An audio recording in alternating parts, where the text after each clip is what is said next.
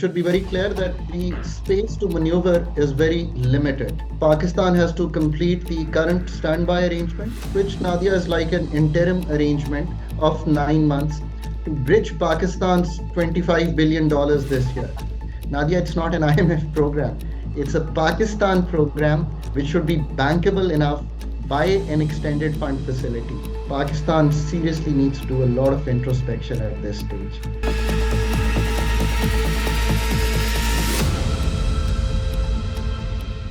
Hello and welcome to DawnNews English. I'm Nadia Naqi with 20 minutes. We have a senior economist, Khaqan Najeeb Saab. Thank you so much for joining us, Dr. Saab. The basic challenges now that everyone is talking about for the new government that has formed under Shehbaz Sharif as Prime Minister are the economic challenges. And these are so enormous in nature that the discussion now is going to be that how much of a space will this government have in order to provide relief to a common man, as has been promised in their manifestos. So Nadia, if you look at the challenges, it should be very clear that the space to maneuver is very limited. Pakistan has to complete the current standby arrangement, which Nadia is like an interim arrangement of 9 months to bridge Pakistan's $25 billion this year. Once you get out of the standby arrangement, you realize that you need to go to another fund program. And the reason you need to go to another fund program is that you need another $25 billion in the next few years.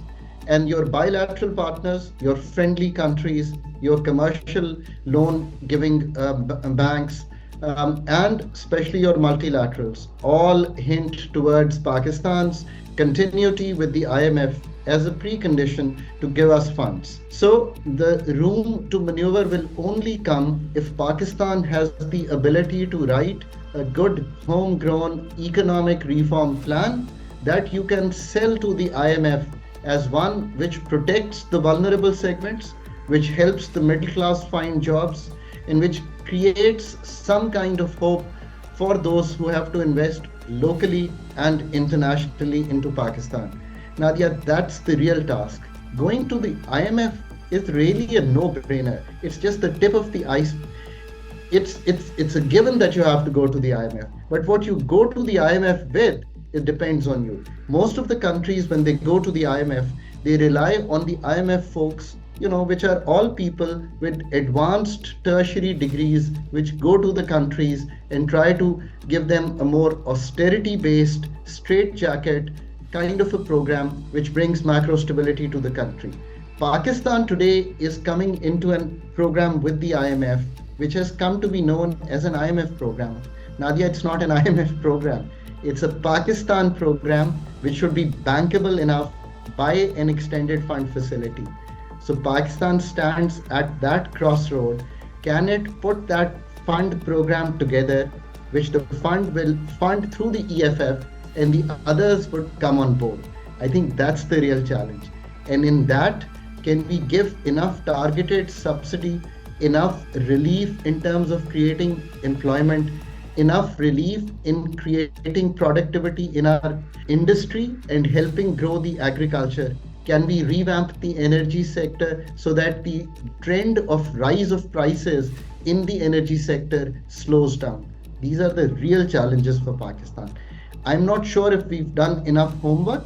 I really hope that the authorities have put this kind of a national reform plan, designed a strategy to sell it to the people of Pakistan and the donors, and also put an implementation team together. This would be Pakistan's 24th program. Nadia, it's a sobering moment for Pakistan. In 76 years of history, you are asking the country to go to yet the doctor of the last resort and ask them for a loan. Pakistan seriously needs to do a lot of introspection at this stage.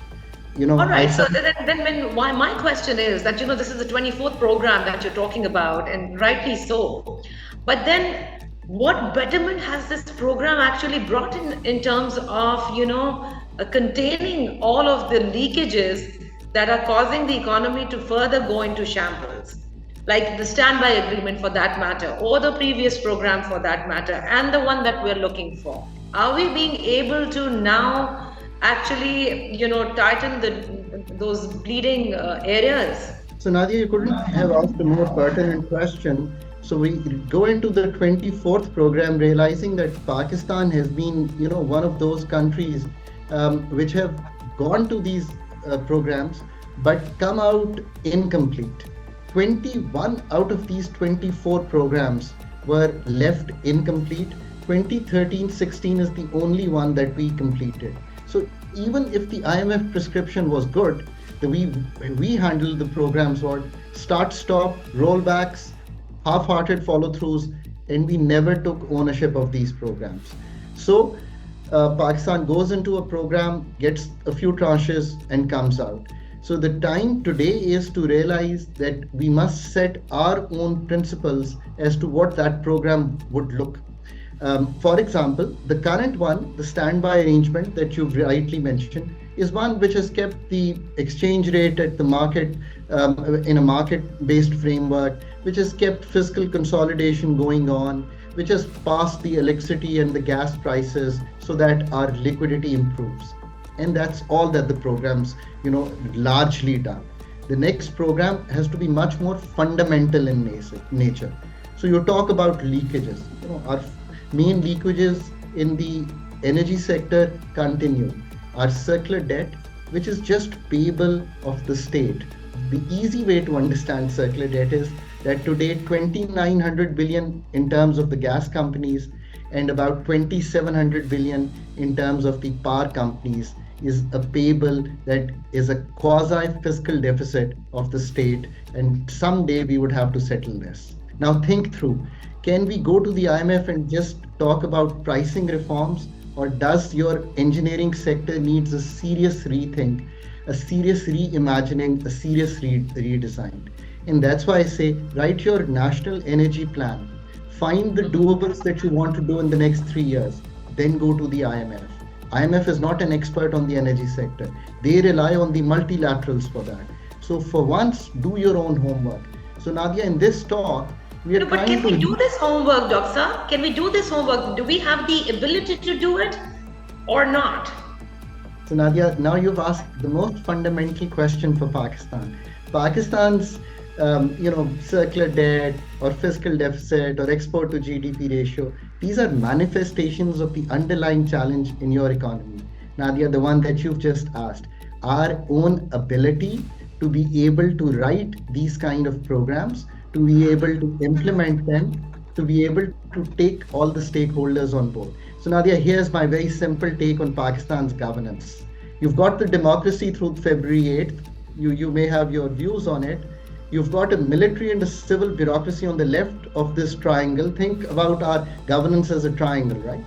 And you've got the SIFC there, so you've got this functioning civil and military bureaucracy. There's a third part to the triangle, which is called technocracy. You've outsourced your technocracy bit to IMF, to multilaterals, to consultancies. Take that back.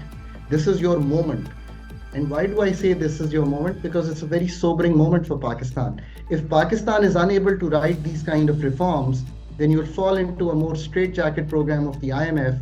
And then, there'll be the ramblings that, the cookie cutter approach and all those things, but you'll never benefit that you need to benefit in terms of the depth of the challenge that Pakistan faces. So on energy, we talked about. Similarly, think what should be the overarching sector in your program with the IMF. After energy, it should be the real sector. The real sector is what is your manufacturing up to? Where is the growth going to come from? What are the deregulation frameworks that you need to put together in the country?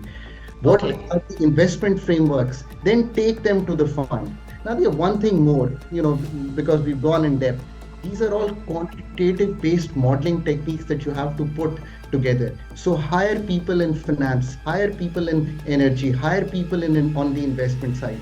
Make them, think about these kinds of prior actions, quantitative targets, so that when you go to the fund, you are so well prepared that the fund will fill the gaps that are there. They'll give you the international thinking, but the local thinking is always with the local folks.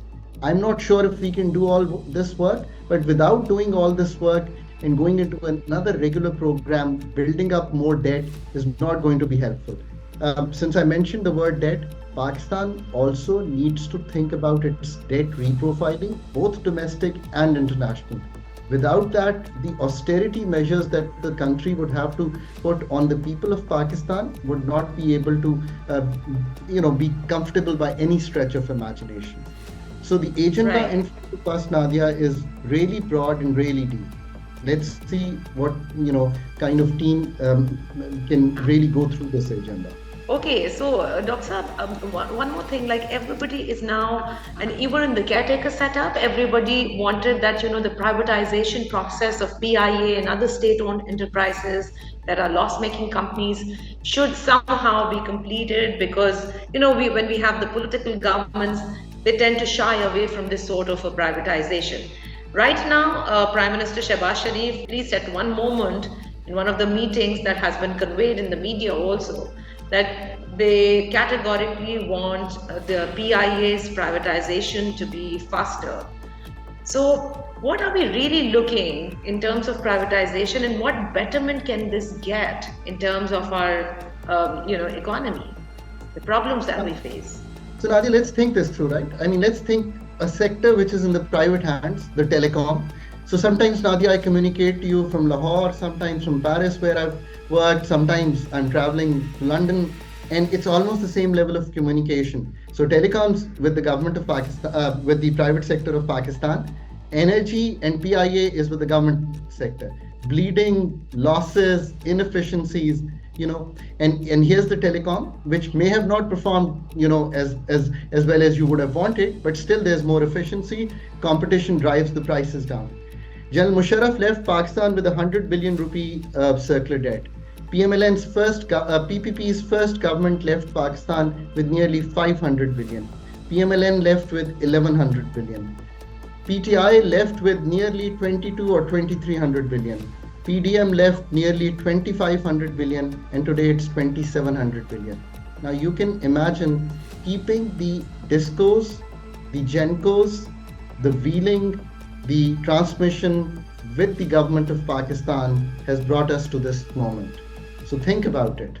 I think driving a good privatization agenda should form a core part of the reforms in the next 5 years. I wrote a book, Nadia, when I was in the government, started in 2010, we finished in 2013, and we put together this package that so many bleeding SOEs, over 200 SOEs with the government, still over 200 SOEs with the government. PIA's first loss that I put together in that book, 45 billion rupees. In the last 10 years, PIA has accumulated a loss of 549 billion rupees. Overall, I think over 800 is owed. 30 odd aircrafts, 15, 20 operational. I think that should be a no-brainer to think that PIA, being a flag-carrying airline, should go into private hands. But here's my take on privatization, and a very serious one. Yeah, I mean, we all talk about privatization. Two things.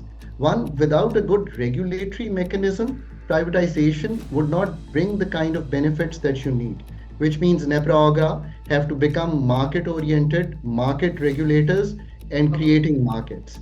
And secondly, the most important take, Nadia, if you want to sell assets which are billions of dollars of worth, mashallah, and a big asset holding is with the government, you need to create a state-of-the-art privatization commission. That is why we separated privatization division and privatization commission, which was to be, handled by a very professional team, bring personnel, finance, HR, restructuring experts who can market the Pakistan assets and clean up the assets, then do it. The credibility of that technocracy would mean that Pakistan's privatization program may someday bring a lot of laurels not only to the sitting government, but bring good credibility that Pakistan is serious and wants to move on, productive efficiency in the economy through privatization of these assets at the right prices. So lastly, I'd like to discuss, one of the key issues that we have and we face, of course, are the energy needs. And for that, there have been governments talking about wind energy, green energy, then we're talking about hydel. But at the end of the day, the transport system needs, that crude oil and the most of it that we import. Then for electricity purpose, gas, there is shortage. You see what's happening in Pakistan even in these months, that we do not have enough gas to supply to our industries, to our residential areas, and at the same time we do hear about the Iran gas pipeline, which I don't know, I've been at least hearing about that since the time I have stepped into journalism. I've been hearing about the energy needs of Pakistan that needs to be addressed. First we were, there was one time I clearly remember we were looking towards the US to give us civil technology for this to meet our energy needs, which was never given. So there must be some solution to all this, that all these energy needs are met, because how are you going to have industries? How are you going to grow economically? How are you going to curtail your import bill? So Nadia, the energy sector, which means petroleum, which means indigenous, the green energy, the gas sector and the power sector, they are hampering Pakistan's growth. They are hampering Pakistan's agriculture. They are hampering the domestic comfort of people. If you think about the energy sector in this seriousness, which I do, then you have to understand that the first thing to do is to limit states' role to policy making and a light touch regulation. So you have to start thinking differently. Instead of setting up these power plants, instead of having the state, own everything. The second thing you have to think about is that 2100 billion rupees is what you are going to be paying in terms of guaranteed monies to the IPPs. So that's your fixed cost right now. Think about it, go to these IPPs and renew these contracts in a manner where you can stagger some of this cost. Okay. You are currently having a uniform tariff in the country, so you've killed competition among the discos. Move to a non-uniform tariff in the country. You have subsidizing fuel and gas to many sectors. Get out of this business. Have a full cost of recovery tariff. Use the income support program to the 10, 12, 13 million households and give them subsidy. Privatize the discos in a manner where there is competitive behavior within the country. Don't provincialize them, because that still means that you're going from the federal government, which is more capable, to a less capable provincial government. Deregulate the petrol and diesel to facilitate retail consolidation in the country. Mm-hmm. You have legacy cost, which is your circular debt, which we've parked. Take that on to the government debt so that you get rid of that. You reprofile your debt with the IPPs. You also think about localization in terms of charcoal. You think that in the end, all your gas, and this is the most important part, all your gas should be going to producing cheap electricity in the country, because that's the most efficient use of your gas. Okay. And there should be one single source in your house, in your industry, of running your industry or your home, and that is electricity. So once you start thinking about these deep changes, so here's my thing. Now, these are the tough calls that Pakistan needs to make. When we say that, we've made very tough choices, we've increased prices, neither is price increase a reform, nor is it a tough call. The tough ones are the ones that I've just put to you. Then think about it, that Pakistan's indigenous gas to the power sector is at 60% efficiency. So, think your mind on efficiency basis on the energy sector. Then the NEPRA and OGRA have to be right. One regulator regulating the private sector, not the public sector, and tell them that Pakistan, you need to create a market of energy, which has been, we've been trying to do, as you've talked about the imported gas for ages. When you start thinking about the energy sector in the way we have done to you, and then the indigenous movement, which will take some years, but the water, the sun shines, and the wind blows. All these things are there. In the next 10 years, not the government buying these electricity, but private contracts, by eliminating the hurdles that people have in their mind to invest and ask for government guarantees. That time should be over from Pakistan. Pakistan's vibrant energy market should get both local and international community to come and invest, because we are a country of 250 million people. We should hopefully be growing above 5%. I don't say 7, 8, but above 5%. And our energy needs should be, coming up vibrantly in the country. Can Pakistan do all the things that we've put to you? That depends. If you want to stop thinking about these quick fixes, game changer type models, and Right. start with functioning markets and divestment and deregulation of the economy. I think that's Pakistan's future on the energy. And I think for all this, the formulation of policies, whether the energy sector, whether it is the water policy, needs to be done for years to come. And it should not change, as the government changes. Only then, I guess, we can overcome these issues. Otherwise, as you just put it, that there are no quick fixes for this, whether for the energy sector or for the entire economy. But thank you so much, Dr. Khaqan Najeeb, for being with us on 20 Minutes. It was really interesting, and we're going to be having more of you as the Prime Minister Shehbaz Sharif proceeds, and let's see what sort of initial 100-day plan he has in mind in order for all of us and Pakistan to see that this government actually is serious about fixing the economy. Thank you so much.